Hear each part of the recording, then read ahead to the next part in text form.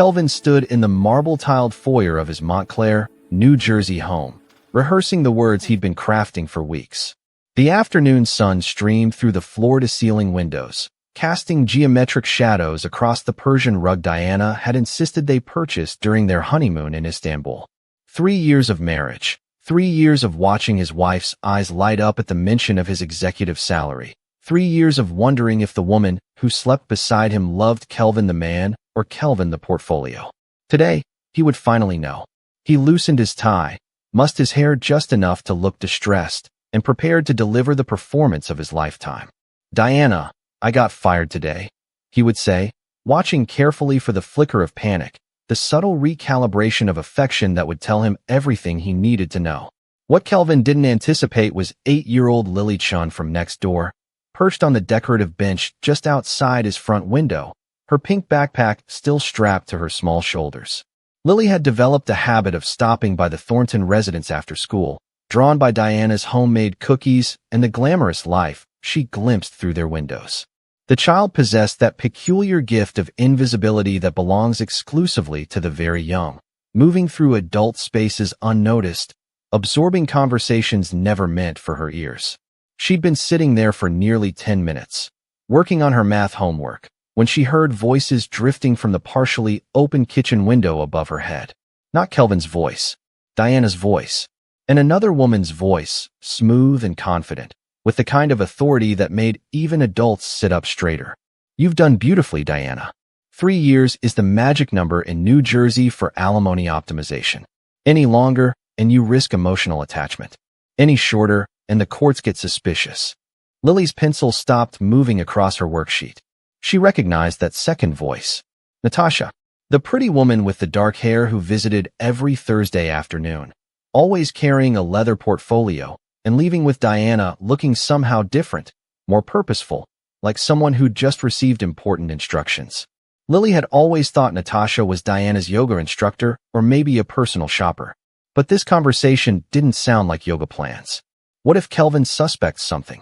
Diana's voice carried a tremor Lily had never heard before, a crack in the polished veneer the child had always associated with Mrs. Thornton. Natasha's laugh was crystalline, sharp. "Kelvin? Sweetheart, men like him never suspect. They're too busy being grateful that someone beautiful agreed to marry them. Besides, you've been perfect. The devoted wife, the supportive partner, the woman who loves him for more than his money. He'll sign whatever you put in front of him because he'll be too heartbroken to read the fine print." The words washed over Lily like cold water, and though she couldn't fully grasp their implications, she understood betrayal when she heard it. She understood the sick feeling blooming in her stomach, the instinct that told her Mrs. Thornton was planning something terrible, and Mr. Thornton, who always waved at her from his car and once helped her find her lost kitten, was walking into a trap. Lily gathered her homework with trembling hands, her mind racing with the burden of adult knowledge thrust upon childhood innocence. She needed to tell someone, but who? Her parents would dismiss it as childish misunderstanding. Her teacher would call it gossip. But Mr. Thornton, kind Mr. Thornton with his easy smile and generous spirit, he deserved to know. She made a decision that would change everything. Kelvin entered through the front door 30 minutes later, his carefully crafted expression of defeat firmly in place. Diana stood in the kitchen, arranging white orchids in a crystal vase, her movements practiced and graceful. She wore the cream cashmere sweater he'd bought her for Christmas, pearls at her throat, every inch the devoted wife preparing a welcoming home. "You're home early," she said, her smile warm but somehow not reaching her eyes, a detail Kelvin noticed but attributed to his own paranoid observation. Before he could launch into his prepared speech, the doorbell rang. Diana's face flickered with something, annoyance perhaps, quickly smoothed away. "I'll get it," Kelvin offered, grateful for a moment to collect himself. He opened the door to find Lily Chun, her small face serious beyond her years, her hands clutching a folded piece of notebook paper. "Mr. Thornton," Lily whispered, her voice urgent. "I need to tell you something really important. It's about Mrs. Thornton and Miss Natasha. I heard them talking, and I think Mrs. Thornton is planning to leave you. But not because she doesn't love you. Because of money. And there's a plan, and Miss Natasha said you'd sign papers without reading them.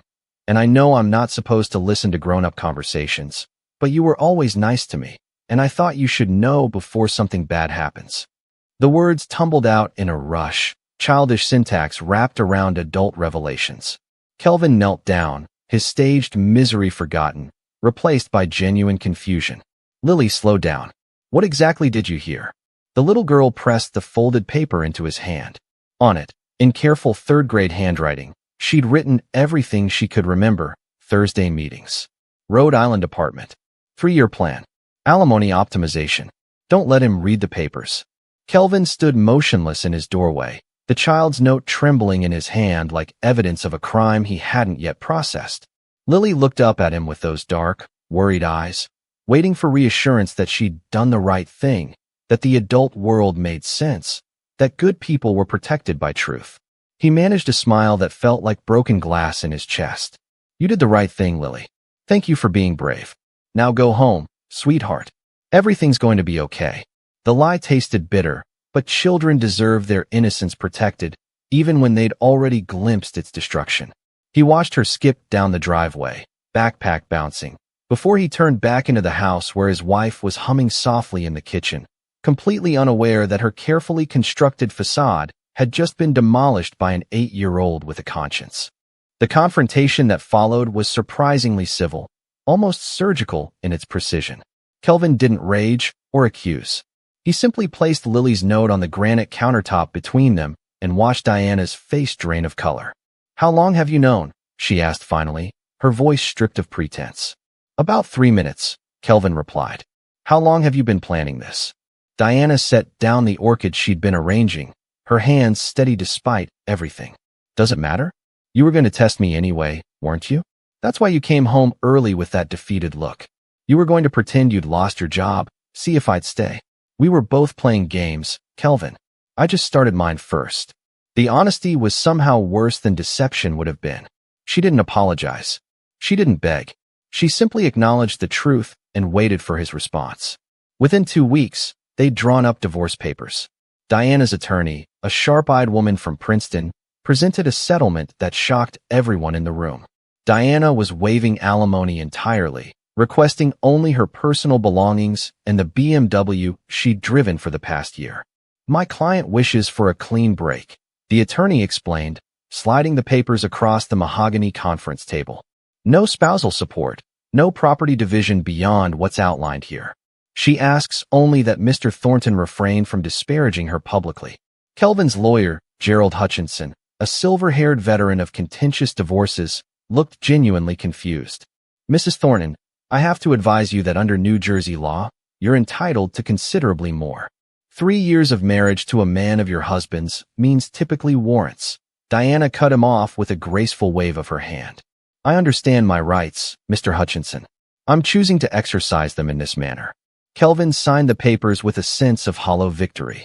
He'd expected battle, lawyers circling like sharks, Diana weaponizing every conversation they'd ever had. Instead, she'd walked away like someone who'd already gotten what she came for, and that realization sat in his stomach like swallowed stones. They sold the Montclair house within a month. Diana moved to a modern apartment in Hoboken overlooking the Manhattan skyline, her Instagram filled with photos of morning yoga sessions and sunset cocktails, the picture of a woman liberated from a confining marriage. Kelvin relocated to a quieter neighborhood in Summit, a colonial-style home with a garden he actually had time to tend. His colleagues at the firm treated him with careful sympathy, the kind reserved for men who'd been publicly left, though technically he'd been the one to initiate proceedings. Life moved forward with the strange momentum of forced healing. For months after the divorce was finalized, Kelvin received a call that shattered his carefully rebuilt equilibrium. "Mr. Thornton? This is Patricia Valdez. I'm an attorney with Morrison & Associates in Boston, Massachusetts. I'm calling regarding property holdings in Providence, Rhode Island, that appear to be connected to accounts under your name." Kelvin frowned, switching his phone to his other ear as he pulled into his driveway. "I don't own any property in Rhode Island. There must be some mistake." Patricia's voice carried the weight of uncomfortable news delivered professionally. "I'm afraid there's no mistake, Mr. Thornton. A 2-bedroom apartment at 47 Benefit Street in Providence has been leased under a corporate entity called Thornton Family Holdings LLC, which was established 3 years ago using your social security number and initial funding from your joint checking account with Diana Thornton. The lease payments, totaling approximately $87,000 over 36 months, were drawn from a secondary account that received regular transfers from your primary assets. The world tilted sideways. Kelvin pulled over, his hands gripping the steering wheel like it was the only solid thing in a liquid reality. That's impossible. I never authorized any such transfers. I never established any corporate entity in Rhode Island. Patricia's pause suggested she'd expected this response. Mr. Thornton, I'm going to need you to come to our offices in Boston, or alternatively, I can arrange to meet you in New York City if that's more convenient.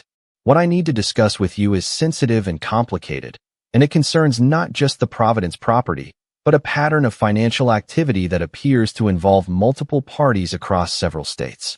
There are also federal investigators who'd like to speak with you, though I want to emphasize you're not a suspect in any criminal matter.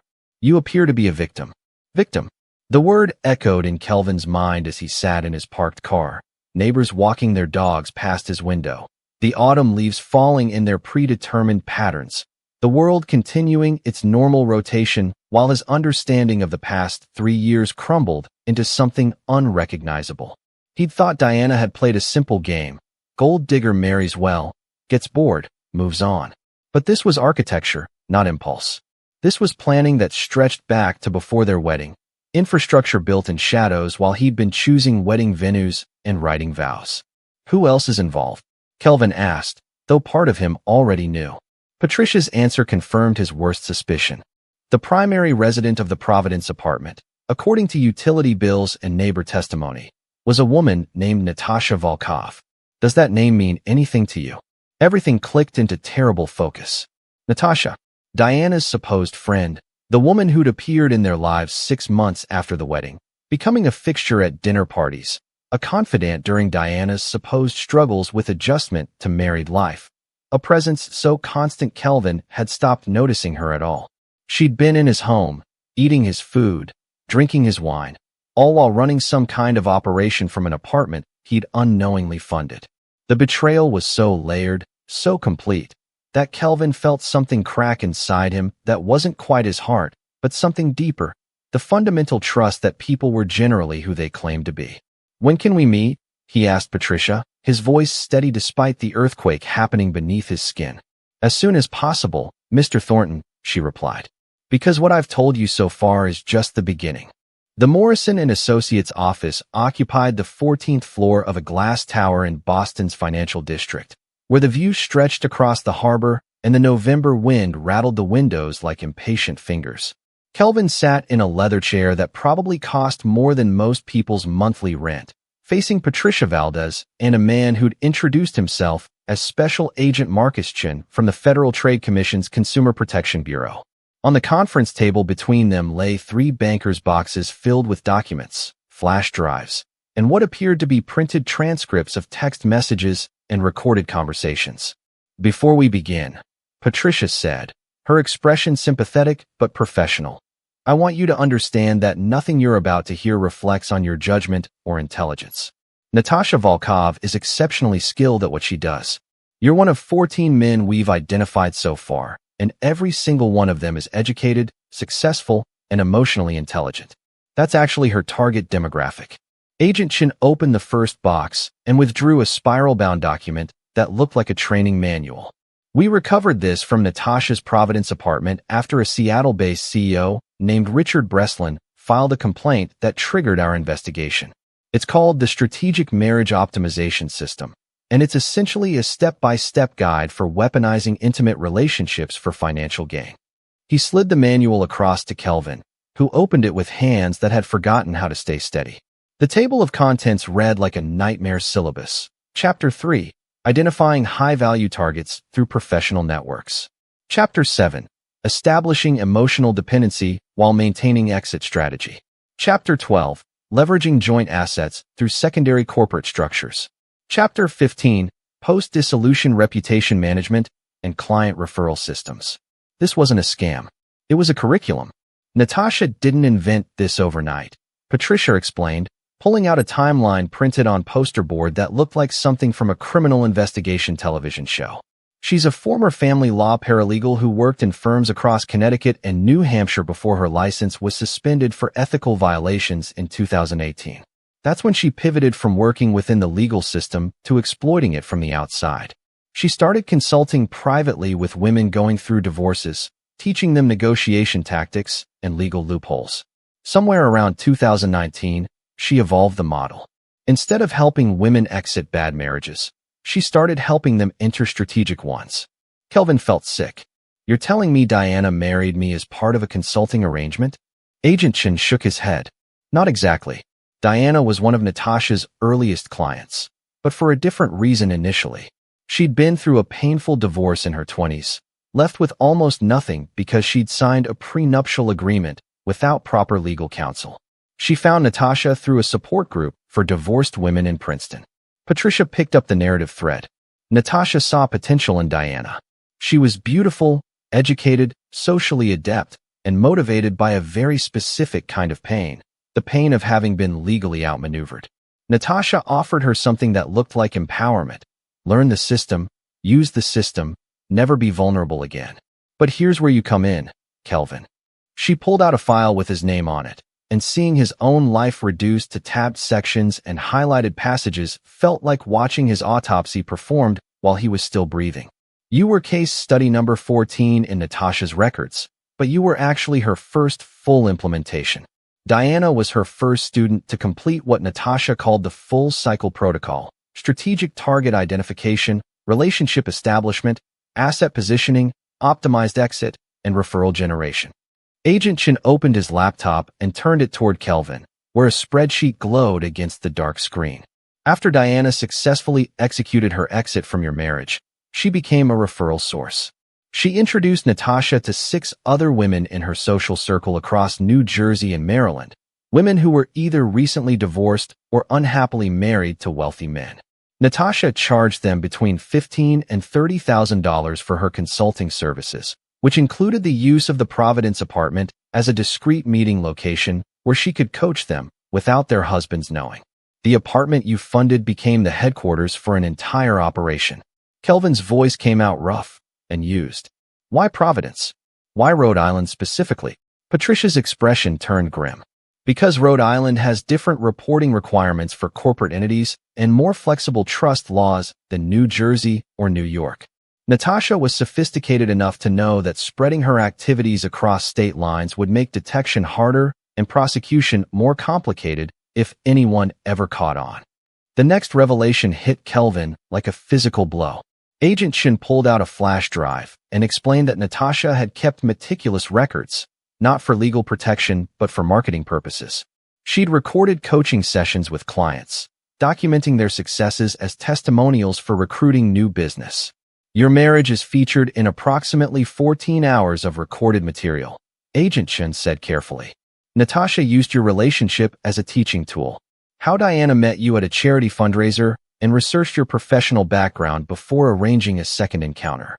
How she mirrored your interests in hiking and classical music despite having no genuine passion for either. How she suggested the joint accounts under the guise of building marital trust while simultaneously establishing the corporate structure that would funnel your money to the Providence operation.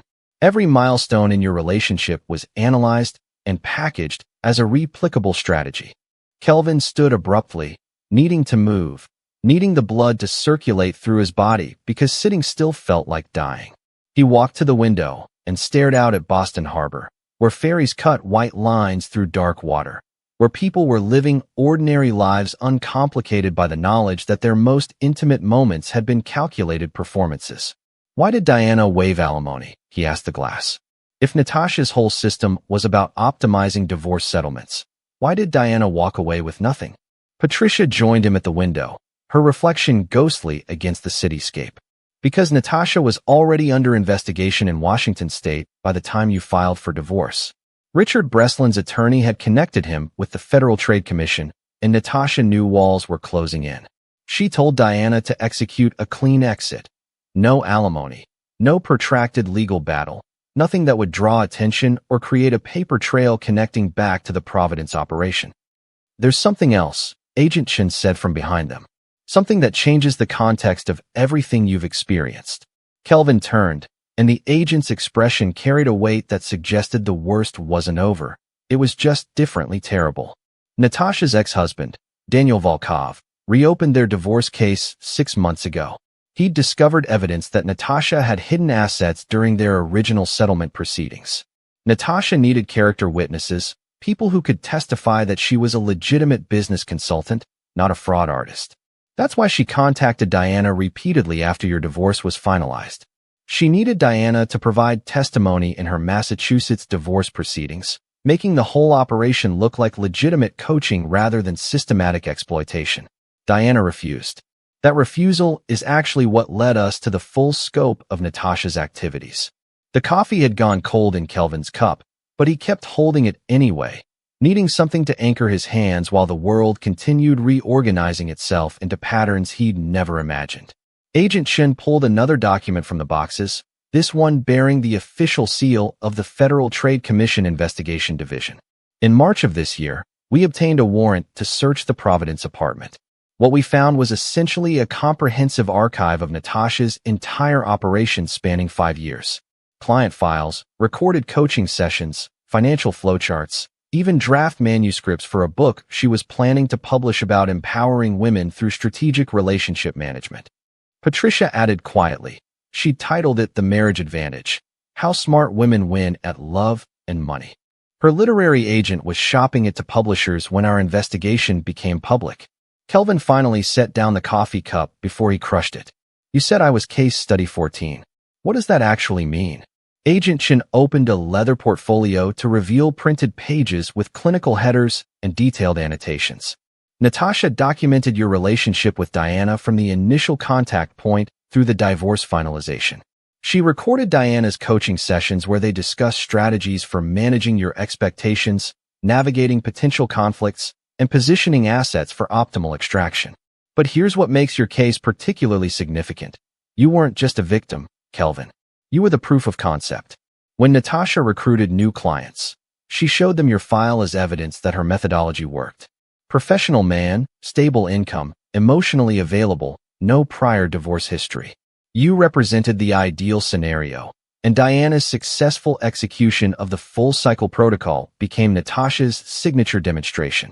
The humiliation was comprehensive, reaching into every corner of Kelvin's sense of self. He thought about the morning he'd proposed to Diana on a beach in Cape May, how he'd been nervous and hopeful and convinced he'd found someone who understood him. He thought about their wedding day, Diana's tears during the vows that he believed were genuine emotion. He thought about quiet Sunday mornings and shared laughter and 1,000 small intimacies that he'd treasured as evidence of connection. All of it had been performance art, choreographed and critiqued and refined through coaching sessions in a Rhode Island apartment he'd unknowingly paid for. What happens now? Kelvin asked, his voice barely above a whisper. What happened to Natasha? What happened to Diana? Patricia's expression softened with something approaching compassion. That's actually why we asked you to come today. The situation has developed in unexpected ways. She nodded to Agent Chen, who pulled up a new document on his laptop. 2 weeks ago, we received a sworn statement from Diana Thornton, currently residing in San Diego, California. She voluntarily provided detailed testimony about Natasha's operation, including names of other women involved, descriptions of the coaching methodology, and evidence of financial transactions. She also provided something we didn't ask for, a personal letter addressed to you. Agent Chen slid a sealed envelope across the table, and Kelvin stared at it like it might contain a bomb.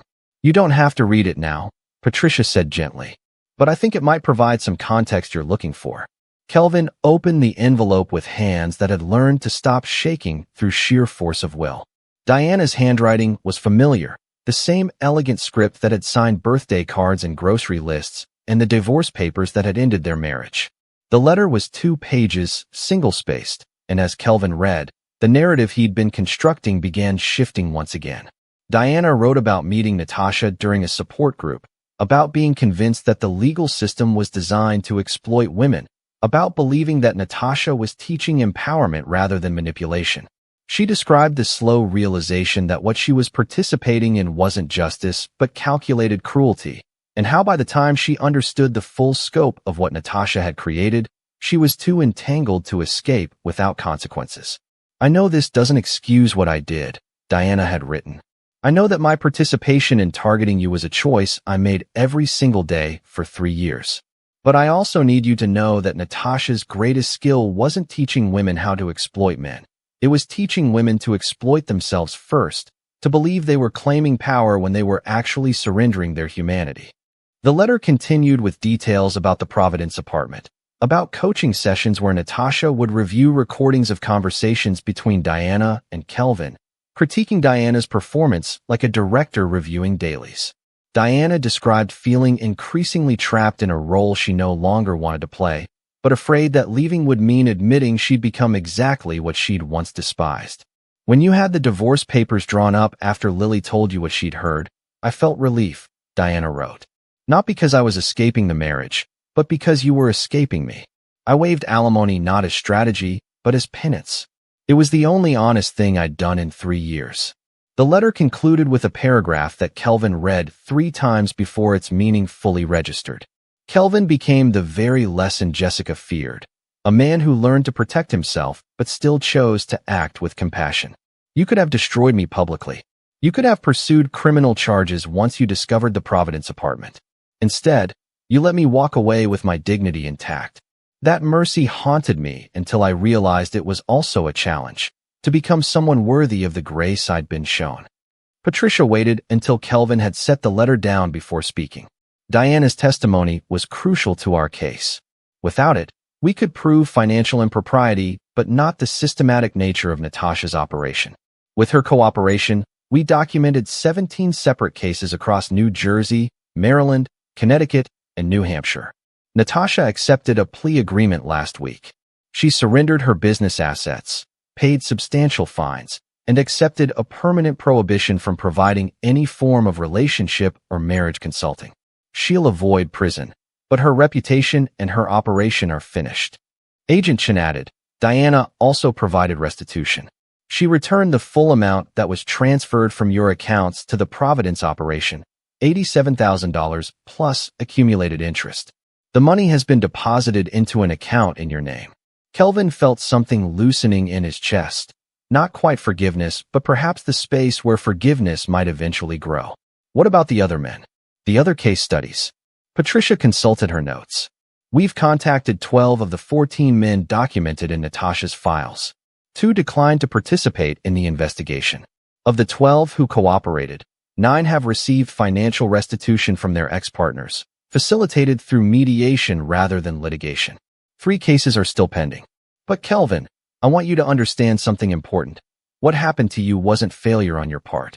Natasha was a professional manipulator who studied human psychology and exploited legal systems. You trusted someone who presented herself as trustworthy. That's not a weakness. That's being human. 6 months later, Kelvin found himself on a plane to Honolulu, heading to a corporate leadership retreat his firm organized annually for senior executives. He'd resisted attending, preferring to bury himself in work rather than face the mandatory team-building exercises and networking dinners.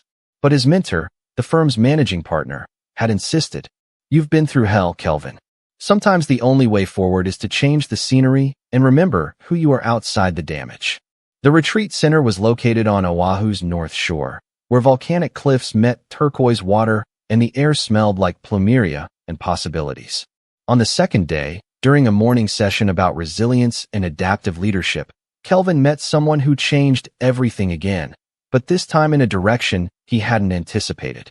Her name was Lena, and she was a marine biologist from Vancouver presenting on sustainable business practices and ecosystem thinking. She had sun-weathered hands and laugh lines around her eyes, and absolutely no interest in his job title or his bank account. She asked him about his favorite childhood memory and whether he believed in second chances and what he thought about the migrating humpback whales visible from the resort's terrace. Over the course of 5 days, through morning hikes and evening conversations and one memorable afternoon spent kayaking in Kailua Bay, Kelvin discovered something he'd thought was lost forever: the ability to trust his own judgment about people. Lena knew nothing about his past and asked for nothing beyond his company in the present moment. When the retreat ended and they exchanged contact information, Kelvin felt something he hadn't experienced in years: hope unencumbered by suspicion. Kelvin's story reminds us that betrayal, however deep, doesn't have to define the rest of our journey.